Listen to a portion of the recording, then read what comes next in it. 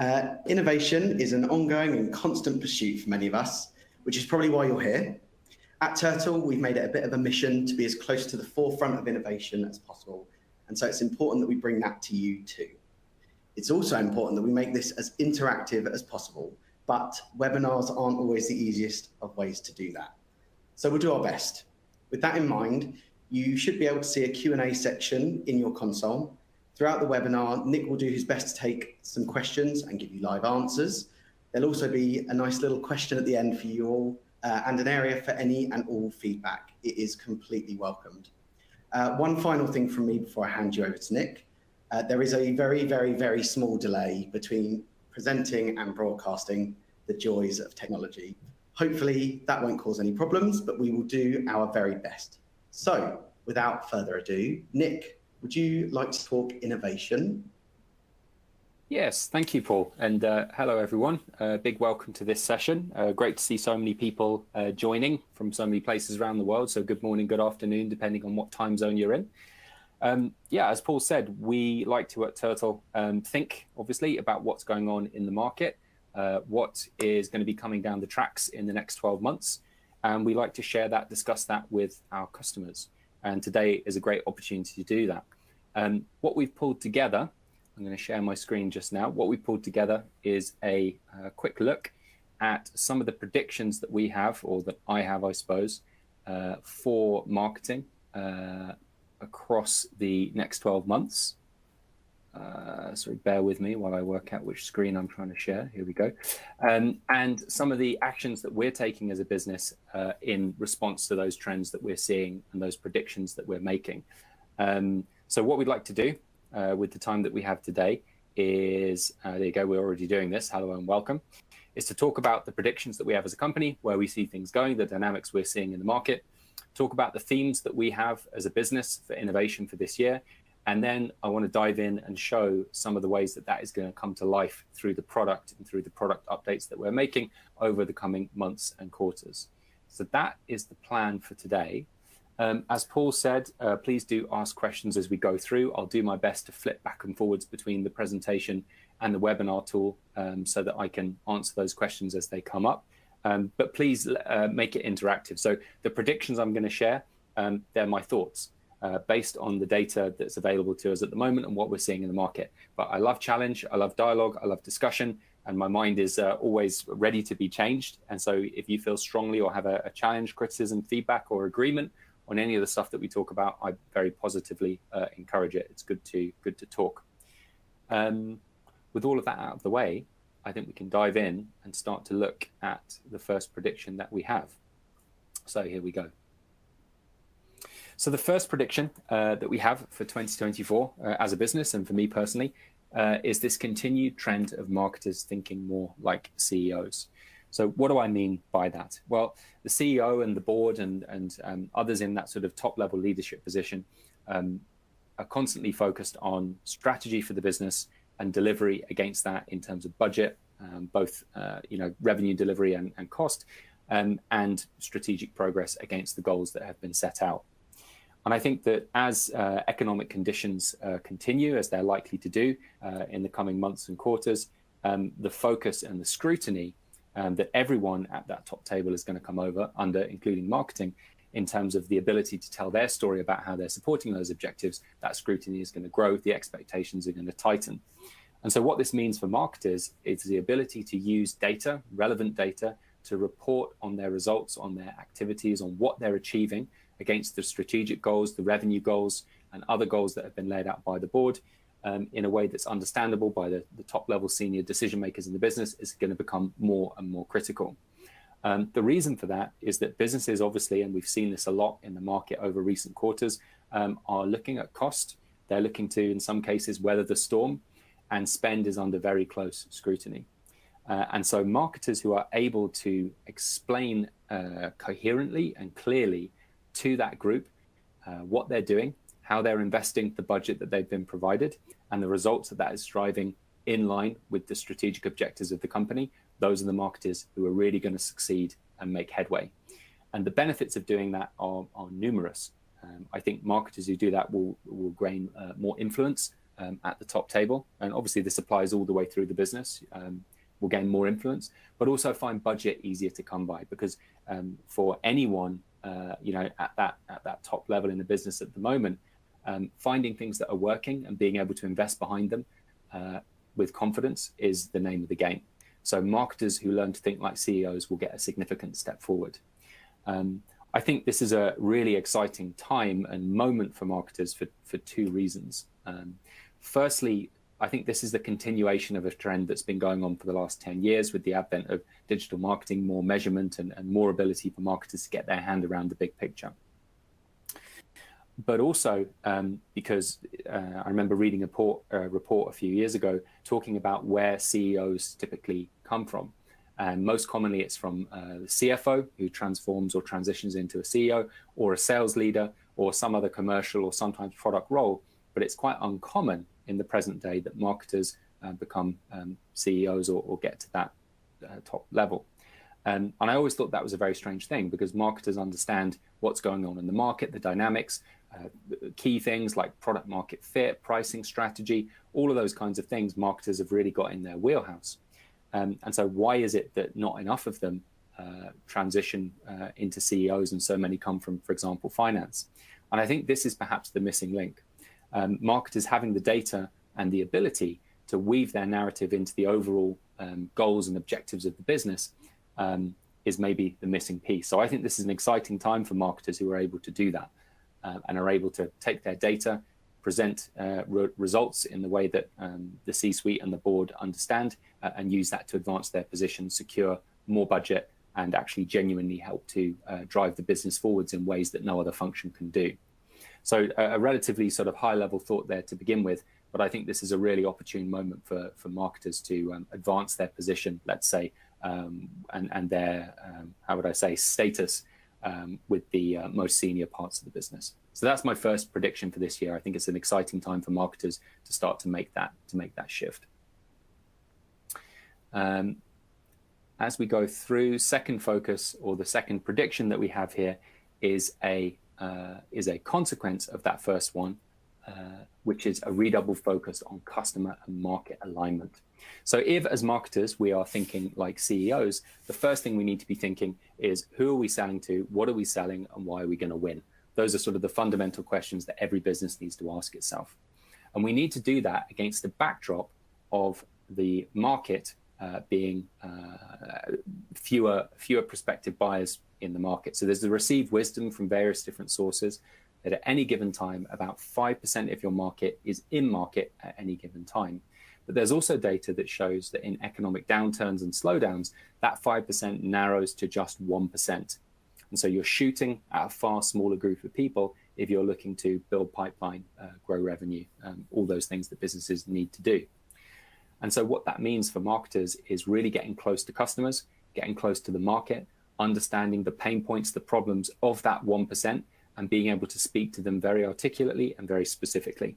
Because even in that 1%, the received wisdom and what we're seeing in the market is that there's very little time for services, for offers, which don't deal with the precise pain points that 1% are dealing with at any given moment. So the ability to double down and get aligned with the customer and the market through things like ICP work, looking at market fit for products and services, all of that sort of stuff, going around the houses with that, I think is going to be really key. And the marketers who stand out and deliver across 2024 are going to be the ones who've gone and done that.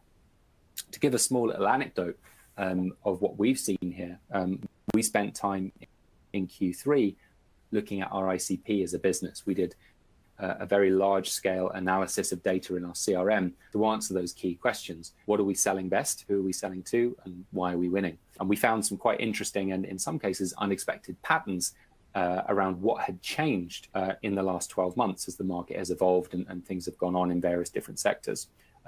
We took the learnings from that, the database learnings, and we applied that to our marketing effort and to our sales effort. We retrained the sales team on certain things, we changed our marketing focus and so on.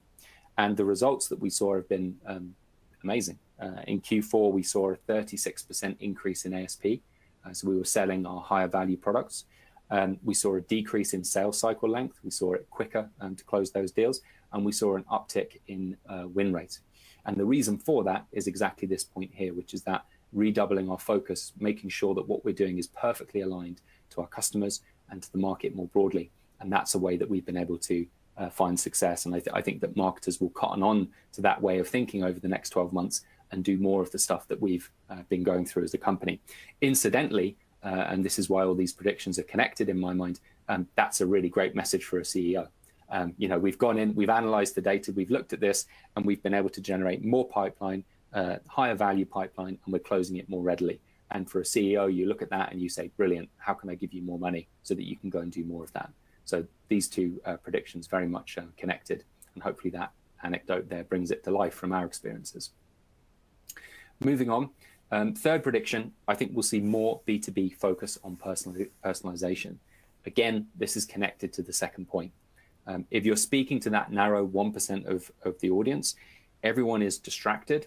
Everyone's got change going on in the business. Businesses are moving things around, switching things up in response to what's going on in the wider market.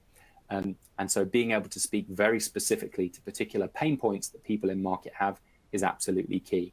And that's particularly true in a case where there is so much general communication out there.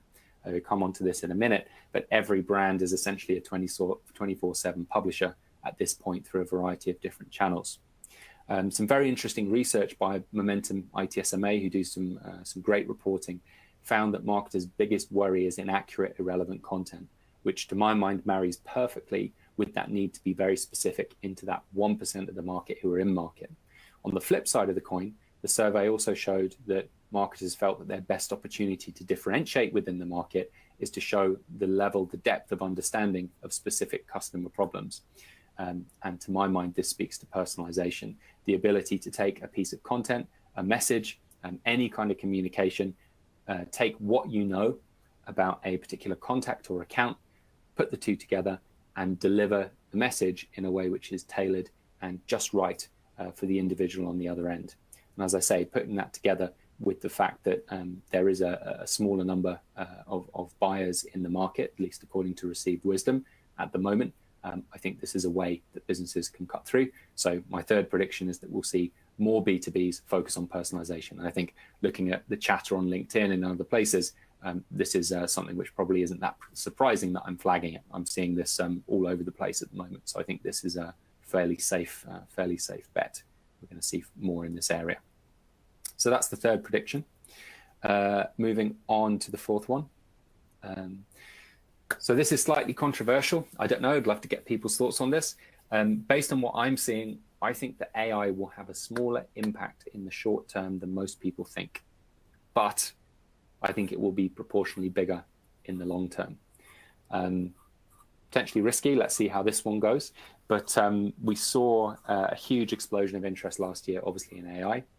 And if you believe the Gartner hype curve, people know the Gartner hype curve, we would expect that to tail off now as people work out that actually this is going to take a little bit longer.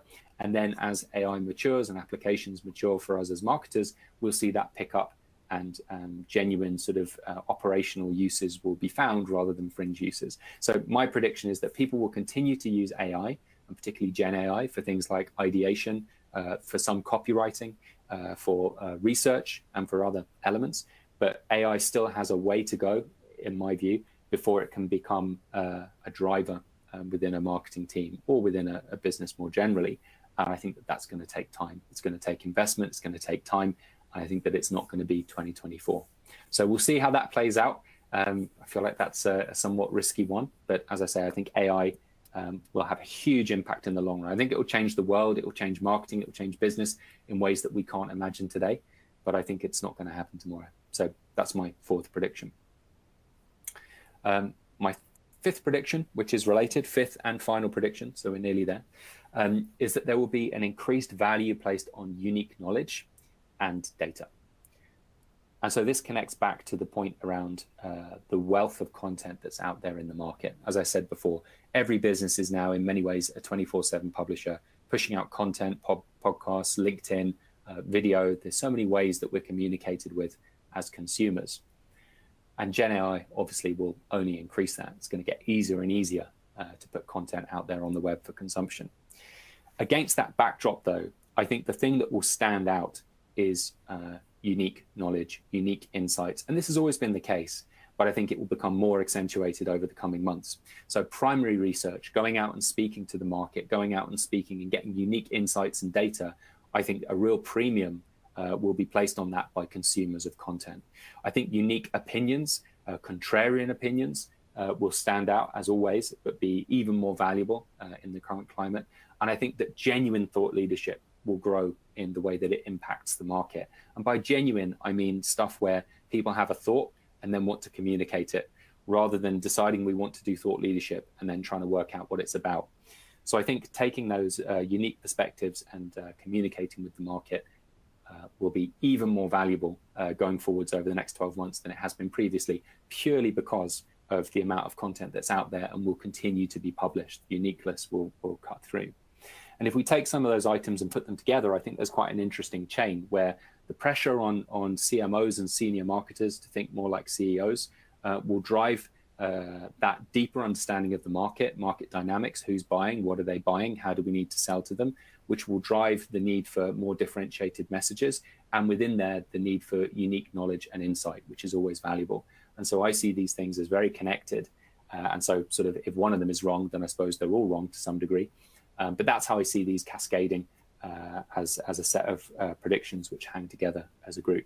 So those are my 5 predictions for the year. I was flattered that I think these are going to be published by Martech Series, which is great, but I'm sharing them here with you today. As I say, these are my views, these are my thoughts based on what I'm seeing. I'm a human being, I'm fallible, I'm wrong, and I'm very happy to be told so. So any questions, I'm happy to field and discuss either today or offline or on LinkedIn or whatever. Always happy to talk about. I think it's interesting to gaze into the future and try and work out what's coming down the line. So flipping over to the questions, I can see we've got a couple in. Is there one prediction that I think is most important out of the group? I think they're all connected, as I say, and so they all have a degree of interconnected importance. For me, if there was one to focus on, I think it would be the second one, which is the idea of getting that alignment with the market and with customers. I was at a round table. Sharing the wrong thing. I was at a round table a couple of weeks ago, or months ago, actually, back in December, where we were discussing this, and marketers around the table were talking about the importance of refocusing on the target market, looking at ICP. I was sharing the anecdote that I had there that I shared earlier, and I think that that's the one for marketers really to double down and to focus on. So that's where I place my bet. I think there's one more that has come in, which is how we're seeing those predictions play out so far at Turtl. So I shared the point around ICP. I think that the prediction around marketing needing to think more like CEOs, we're definitely seeing this. I think that the way that we're looking for marketing to report results has changed. We're looking for direct impact on incremental pipeline and revenue, and that's causing a bunch of changes in our business, which is very healthy and is driving us forwards. And I think that we are also looking to do more personalization as well as the months go on. So that's how we're seeing things play out at Turtl. So hopefully some interesting stuff in there. I'm happy to pick that up, as I say, over email, offline, whatever makes most sense for people. But those are our predictions going into 2024. Moving on then, talking about innovation. So obviously for us as a business, we look down the track, we try and see what's coming, and then it's our job to respond to that and to innovate and move our product forward in ways which are going to help our customers and our market deal with those challenges and overcome those problems.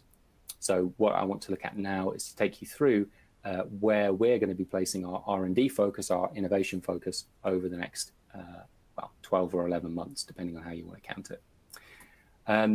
So the first thing we're going to be doing is making it easy for marketers to think like CEOs, to answer key questions about their content, about their campaigns, about what's working, about what's not working, what we can invest behind, how investments are paying off, and how we can squeeze as much value as possible out of the content and the activities that we're running as a marketing team today. And in just a minute, I'm going to go on and show what some of those product innovations look like, in reality. But the first theme that we have for innovation across the year is this one, making it easy for marketers to think like CEOs. And that obviously is very much related to the first prediction. So we're sort of backing that as a direction of travel. The second thing we're looking at is a broader range of applications. So what we're seeing, and we've heard this from a number of customers, some of whom hopefully are on the webinar, is that the value that they get out of Turtl data is really useful, and it helps them tell the right story and understand where to place investment, but they wish that they could get that data in other areas, other documents that they produce that perhaps aren't a great fit for Turtl. They wish that they could get the same level of insight for those documents as well, be they sales pitches and proposals, presentations, a range of different document types which customers are keen to get analytics on. And obviously that supports the idea of being able to think more like a CEO, prove points with data, and so on. So what the second theme that we have is supporting a broader range of applications through our product, so you can get more of the value that we see through data and analytics with Turtl Docs today. Connected to that then is evolving the Surf and Immerse format. And I'm going to show again examples of this in just a bit. But as many of you will hopefully know, Turtl was born out of psychology. It was born out of looking at research into how people read and consume information, what causes us to slow down and engage as human beings, and that resulted in the Surf and Immerse format. So we're going to be evolving that, moving that forwards in order to support a wider range of different outputs. And I'm going to share some specifics on that in just a minute. And the final area of focus, obviously, is AI. Now, I mentioned that we're not expecting AI to take the world by storm in 2024, or marketing by storm in the way that it did in 2023.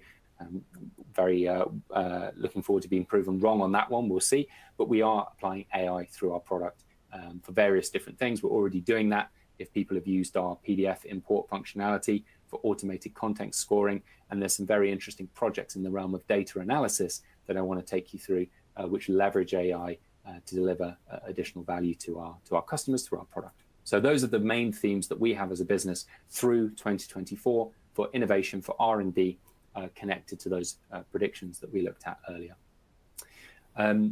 Moving on then to some specifics. So this is the exciting bit. This is the bit that I look forward to, which is showing you specifically what we have been up to, what we're working on, and what is coming down the tracks in terms of product. So we've got 5 things to look at today. We have the intent engine, we have the engagement radar, freeform layout, inline immersive navigation options, and thema. So we'll go through these one by one, and we will kick off with the intent engine. So I'm going to pull up a prototype here. So just to say before we kick off, the first 2 items I'm going to show are in our prototyping environment. Real product will look different, obviously be a not neater and tidier, but I'm going to use this to communicate the concept. So the intent engine, this is based on a paper that was produced last year by MIT. And what the paper looked at is the best way to target and find decision makers within organizations. So as marketers, we want to reach the right people. Often that's the key decision maker. And it's a real challenge working out how best to do that. So MIT, being MIT, studied this in quite an interesting paper. They looked at several different ways of doing it. They looked at a baseline, which was essentially random targeting within a target organization as the baseline. They looked at filtering that random list by things like job title and so on as a second example. So using that demographic, firmographic data as a second. As a third example, or a third method, sorry, they looked at third-party intent signals.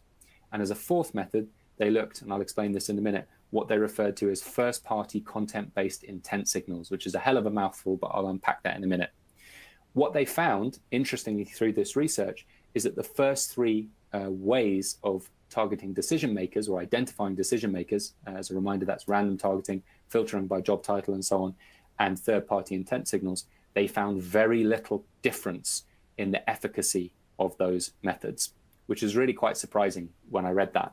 So they found essentially that the data quality issues meant that those 3 systems and methods for targeting, reaching decision makers didn't significantly outperform one another, which was really quite eye-opening. What they did find, however, is the 4th category, first-party content-driven intent signals significantly outperformed the other three. In fact, by a factor of 3.5. So using these types of signals, this fourth bucket, is by far and away the best way to find decision makers. And so what is that fourth bucket? Well, what it means is looking at the way that different people are reading different pieces of content, summing all of that up, and using that to identify, based on level of engagement and topics of engagement, key decision makers. And as I say, they found that that method of identifying decision makers was 3.5 times more accurate than any of the other methods that they looked at. So for us as a business, we looked at this. Great, we do content, we do analytics. We can take that learning and apply that for our customers. And the result is our intent engine, which I'll take you through now. So what this does is it looks at all of the different engagement events and engagement elements that a reader can have with a document you produce with us. There are over 50 of those, which are all listed here. I'm not going to go through them, but they're things like turning pages, spending time on a page, interacting with a poll, watching a video, sharing a document. It's all of those things that people can do when they engage with your content online. We're then able to construct a point scoring mechanism to sum those up. So we're able to say, well, answering a poll is worth this, reading for 30 seconds is worth that, and to build up in a similar way that you do with lead scoring, an engagement score for each reader, not just across how they read one document, but how they read all of the documents that they consume that you've published.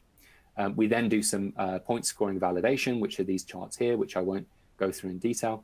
And what that results in is this funnel at the bottom, where we can look at all of the readers. This is just some sample data. We can look at all of the readers that a customer might have, and we can bucket them into relatively lower engagement and the most highly engaged readers. So we can see here the shape of that funnel, all readers at the top and high engagement readers at the bottom. What can you do with this? Well, the next iteration of this that's being worked on at the moment will allow you to do this through the lens of the topic of the content that was most interesting. So you'll be able to see who are the high engaged readers on topic A, on topic B, and so on. And what that will allow you to do is exactly replicate the method that MIT followed in the research that they did. So you'll be able to push these insights into CRM or look at them in our platform and to say, we've got 5 people who are really engaged with the topics that we know correlate with the people that we can sell to. We can go and market to them, we can go and sell to them. And what this provides is a very powerful focal lens for marketing efforts and for sales efforts onto the right people. Going back to that idea of who are we selling to, what are we selling, why do we win? This is essentially a content insight driven way to focus sales and marketing effort.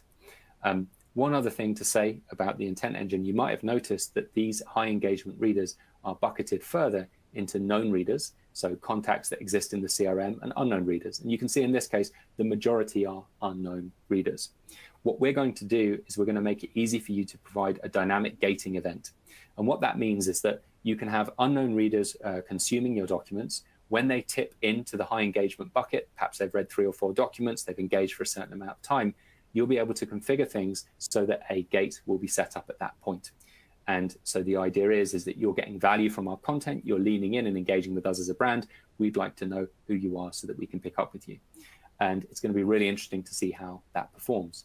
There's always the discussion in the market to gate or to not gate. And what we're looking to do is to break that dichotomy and stop it being so binary, and to gate selectively and intelligently based on where someone is in their journey with us. So taking it around, what the intent engine is going to do is allow you to focus in on the people who are leaning in, the most engaged people who are leaning into and engaging with the topics that correlate best with people who buy from you, push that into CRM, push that into sales, push that into onward lead scoring mechanisms to go and use your content in the way that MIT prescribe to find decision makers and close more business, build more pipeline. So that's the intent engine. It's going into pilot phase with early customers over the next couple of weeks. If it looks interesting, please do reach out, get in touch with Paul or myself, and we'll put you on that list. We're really excited by this. I am personally. I'm spending a lot of time on this, looking at it. I think this could be a game changer. So very excited to see what results we can drive.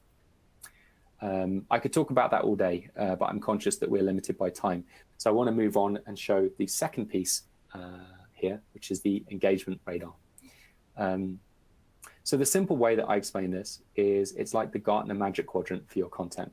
So one of the most common questions that we get asked is what's really working for me?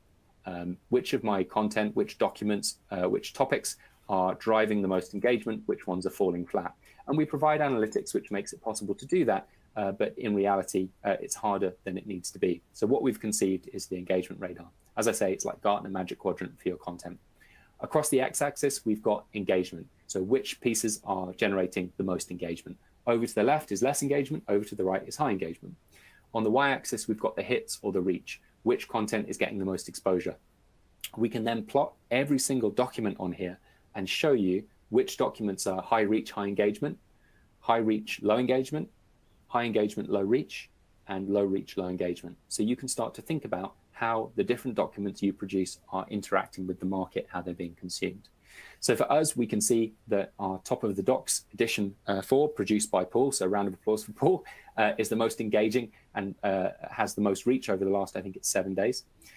We can see that reports that we do are up there in the top right, and we can start to pick through and understand where are our investments really paying off? Where are we getting bang for buck in terms of engaging readers and getting reach? Because if we're spending money promoting content on LinkedIn, it's no good if we're getting content over here where we're getting a lot of reach, but we're not getting any engagement. And simultaneously, if we're spending money and we're getting high reach and high engagement, then that's really good. We need to do more of that. So the goal here is to help marketers understand where to place their content investments and to reduce the guesswork that's involved. Again, helping you think more like a CEO. Going further, what we can also do is provide some analysis. Now, originally this was driven by AI, but we found that there's actually a better way to do this. But nonetheless, what we're looking at here on the left-hand side is a comparison of different quadrants. So if we've got hero pieces, high engagement pieces, high reach pieces, and what we're calling zeros, low reach, low engagement, we can compare the construction of those documents. And essentially this helps you to answer what form of document is resonating best with my audience. So we can see here that our stuff that's slightly longer resonates best. We can see stuff with more interesting layouts resonates best. I'm just interpreting the numbers here. We can see that reading ease is an important factor. So our most engaging content is a little easier to read than the stuff that gets less read. And I've looked at this for some customers and the results are really stark. The high engagement reading ease score is like 60, typically out of 100, and the low engagement stuff is down at like 10. And so there's a massive clue in there for the business publishing that content, that if you do want to drive engagement up, you need to look at the level that you're writing at, making things easier to comprehend and understand. So there's a huge bunch of insights that can be pulled out from this sort of analysis to help you create better documents that are going to engage your audience more. And so this is going to be really powerful. However, the construction of a document is only part of the story. What the document is equally, if not more important. So what we also have is a labels view. So if you label up your content with the topic that it's about, and again, we're going to be looking to automate this with AI, we can provide the same Gartner Magic Quadrant, but for the topics. So diving in and looking at this is our data over the last 30 days, the sample data set. I can see that in the top right, we've got industry research and intelligence. So this content is our primary research, our unique thought leadership, and it's getting a lot of reach and it's getting a lot of engagement. So if we think back to that prediction, I think it was the fourth one, or was it the fifth one? No, the fifth one, about the value of unique insight and data. This is a nice little point of validation here. We're seeing that work really well for us. We're also seeing our core sales materials work really well. Good, salespeople are using those and they're engaging people well. We're also seeing our magazine, The Splash, which we haven't done for a little bit. Perhaps we need to pick that up again. And I can go through and I can see, great, psychology is also very engaging and getting a lot of reach for us. So this is really useful for someone sitting across the content piece, trying to answer the question, what's engaging our audience? What do people want to hear about from us? And where should we be placing our content investment dollars? And my belief is that when this gets up and running and we start putting this in the product, it's going to be as if we were flying blind before. And these sorts of insights and data points are going to be absolutely vital in making sure that content spend goes on the right things in the right areas. So some very exciting stuff there as well, hopefully, in line with the intent engine. Again, this is currently in the prototyping phase. We are going to be making this data available to customers through QBRs. So please, if you are interested in seeing this, please speak to your customer success manager, and they'll be happy to take you through this at the next QVR or QBR that they have with you. So that's the engagement radar. Also very excited about that one. Okay, so those first two were really about helping marketers think more like CEOs and helping marketers get to the point where they can have greater confidence in their investments, drive more pipeline, revenue, relationships, and reputation for their businesses. The next three are really all of a kind in the sense that they're designed to help our customers put more content into our platform so that they can get those benefits for a wider range of assets. And this is also some quite exciting R&D progress that we've made here. So I'm going to jump in and show a very unfamiliar looking Turtl edit interface. So I'm going to talk about the changes to the edit interface first. So we've been doing a bit of a redesign. Some of this stuff is here and is visible. Other bits will become evident as I move through what I'm about to talk about. But we are looking to make some changes to the look and feel of the editor to support some of these other changes. So one of the biggest requests that we get, or one of the biggest blockers that people highlight in terms of getting existing content, particularly into the platform, is that we have the column-based layout at the immerse level, and people wish that there was greater design flexibility there when placing their content in the platform. And we've got some exciting changes that are being worked on to support that. The first of which is page groups.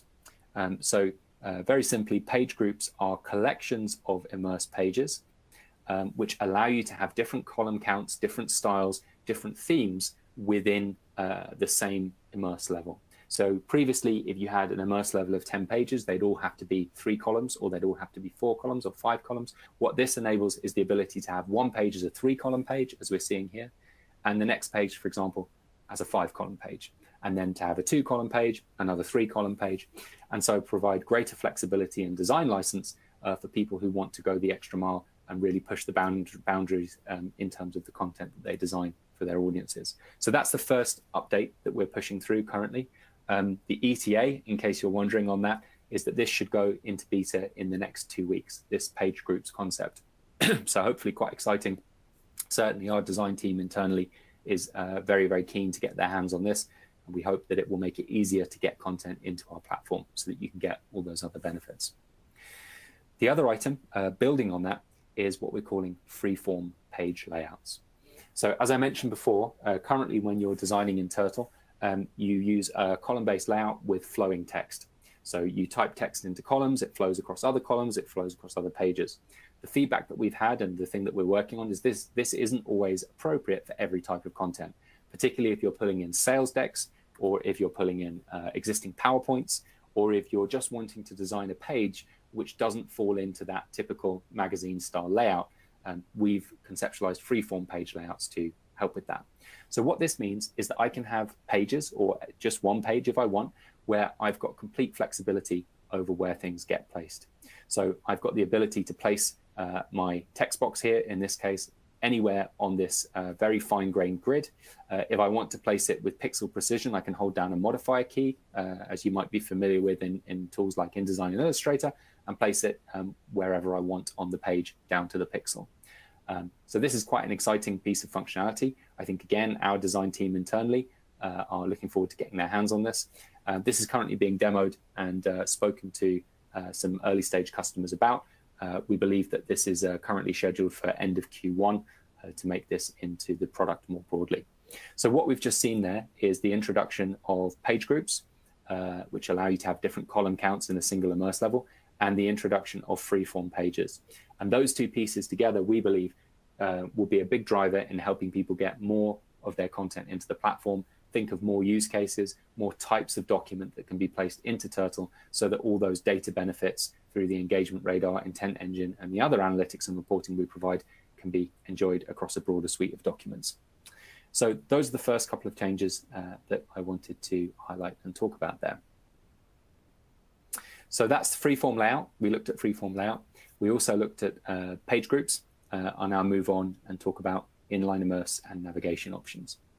So as I mentioned before, the format that Turtl uses, the surf and immerse format, is based on psychology. So we looked in the early days at various different pieces of psychological research and understood basically how to structure a document so that it's most engaging. And what that gives rise to is the familiar surf and immerse format, where you move across different pages, you find something that you're interested in, you click read on, you slow down and read. What we're looking to do, though, is experiment with allowing you to break that mold. So we've had feedback, particularly from sales teams and from people doing presentations, and also from people who just want the ability to show a couple of immerse pages rather than have a long section, that they'd like the option with certain pages to be able to show them in line. So rather than having to dive in and click read on and look at a different section, just showing that content in line with the other pages. And what that looks like in practice, I can show here. So I've got the cover page that we had before. We've got that surf page, if you remember from the previous version. Let me flip back. But you'll notice that on the previous version, there's a read on button. On this version, where this has been toggled on, there's no read on button. And so what happens when I click next is I don't advance to the next surf page, I advance to the first immerse page that would have been shown under the read on button. And now I can click through those immerse pages in sequence like this, and I can get to the next surf page. Now, the great thing about this is that you can use it selectively within one document. So here we go back to using surf and immerse in its original conception, but on the previous section, we had the immerse level placed in line. Now, we think this is going to be great for things like contents pages, where you've just got a single immerse page that you want to show after the front cover. That was one of the main use cases and drivers for looking at this. But we also think it's going to be great for things like sales pitches and proposals, where perhaps you've only got a couple of sections and you just want that content laid out in a linear way. We also think it's going to open up more short form use cases. So Turtl typically and historically has been a long form format, but we've had a lot of feedback from customers wanting more support for short form. So we think that by providing this inline immerse level, you're going to be able to have a cover and potentially go straight in to the content in this way and read through like that, so that short form content also can be placed into the platform, and you can get all of that analytical benefit that I spoke through earlier and that we're already familiar with. Now, one of the questions that we've asked ourselves is, how will this impact audience engagement? So we're going to be carefully monitoring the difference between engagement with surf and immerse and with these what we're calling inline immerse pages, and we're going to be providing a report back to customers to show any difference that there is there, so that people can make the best decisions about what layout format is going to work best for the content that they have in mind. So that's inline immerse. We're quite excited about that. Again, update on this in terms of timelines. This is actually going into beta pretty much as I speak. So early pilot customers looking at this, there's a waiting list on there. If you'd like your name added to the waiting list, again, please get in touch with your CSM. We are actively moving to pilot this at the moment. So please do get in touch if it's of interest. And it will be rolled out to all customers at some point in the near future. So where are we up to? So we've done the intent engine, engagement radar, freeform layouts, inline immerse and navigation options. The last item on the list is the thema. So I don't have an interactive demonstration for this one because it's still in the works. But what I do want to show is a video. Apologies while I find it quickly in Google Drive.